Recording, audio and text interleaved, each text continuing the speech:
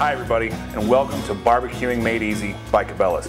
I'm Joe Haney from PS Seasoning, and today we're going to talk to you about barbecuing, about the basics of barbecuing, to show you at home how to do it. We actually brought an expert, one of our award-winning barbecue chefs, Kevin Baines, in to help us out with today's video. Kevin, welcome. Thank you, Joe.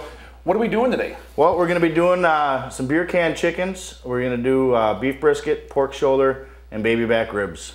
Okay, so we're going to do some brisket. You know, I got whole brisket, so we're going to go through like taking the fat cap back off, bringing it down to a flat, okay, seasoning it, injecting it, and then getting it ready to go on the smoker, okay, all the way through the smoking of it.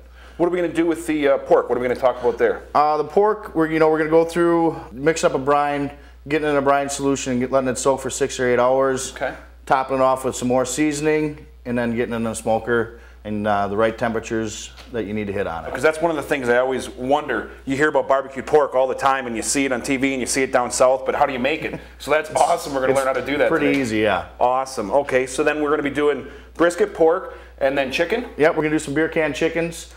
Pretty basic, pretty simple. You're going to go through the seasoning on the outside, seasoning the inside, and going over the temperatures to make sure it's safe to eat.